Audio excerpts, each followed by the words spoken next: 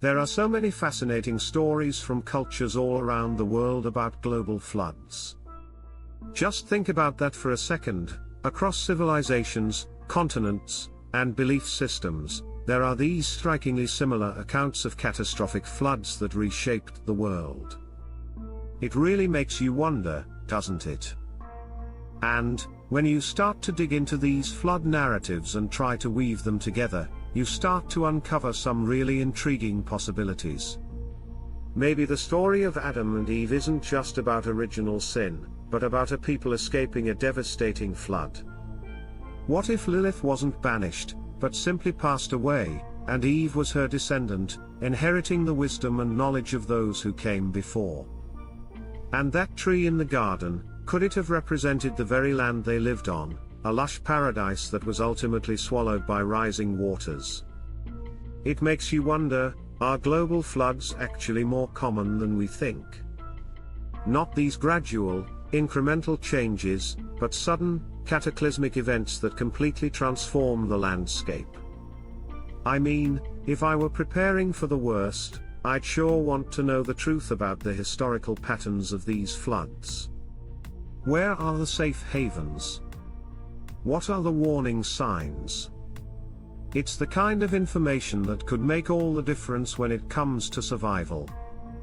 From the Epic of Gilgamesh in ancient Mesopotamia, to the Miao people of China, to the indigenous tribes of North and South America, the flood narrative is a remarkably persistent theme in human mythology and oral tradition. And when you start to analyze these stories side by side, some truly intriguing possibilities emerge. Take for instance the biblical tale of Adam and Eve. On the surface, it's a story about the original sin, the banishment from the Garden of Eden, and the birth of humanity as we know it. But researcher Chan Thomas proposes a fascinating alternative interpretation. What if this wasn't just a parable about temptation and disobedience, but a coded account of a people escaping a devastating flood? According to Thomas, the story of Adam and Eve may in fact be describing the experiences of a small group of human survivors who found themselves in the aftermath of a global cataclysm. In this reading, Adam represents the first man to emerge from the flood waters, while Lilith, sometimes portrayed as Adam's first wife, may have been a member of an older, pre-existing civilization that was wiped out. And what of that fabled Garden of Eden? Thomas suggests it was likely a lush, verdant region that the flood survivors stumbled upon, a true paradise in the midst of the devastation. But this idyllic setting was not to last. The serpent in the story, Thomas argues, was likely a symbolic representation of the encroaching floodwaters that would eventually submerge their newfound home.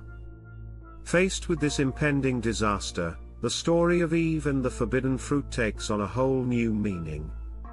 Perhaps Eve's intuition was actually a heightened awareness of the rising waters, and her insistence on leaving the garden was the catalyst that spurred Adam and his people to seek higher ground and safety. The fruit she encouraged them to consume may have been the accumulated knowledge and survival skills of her ancestors, a metaphorical tree of life that would guide them through the challenges to come. And what of the ultimate banishment from the garden? In Thomas' interpretation, this wasn't a punishment, but the final, fateful exodus of a people forced to abandon their lush, river-fed homeland and venture out into the unknown. The land they left behind, guarded by cherubim and a flaming sword, was likely submerged beneath the rising waters, lost forever. When you look at the Adam and Eve story through this lens, it takes on a whole new level of depth and complexity. No longer just a parable about temptation and sin, it becomes an epic tale of survival, displacement, and the universal human struggle to adapt to catastrophic change. And it's just one example of how these global flood narratives, when examined closely, may hold the keys to unlocking pivotal chapters in our collective past. Because the thing is, the more you dig into these stories, the more you start to realize that global floods may not be the rare, anomalous events we've been conditioned to believe. What if they're actually much more common, even cyclical, in the grand scheme of human history? And if that's the case, it fundamentally changes our understanding of human origins, the rise and fall of civilizations, and the forces that have truly shaped our world.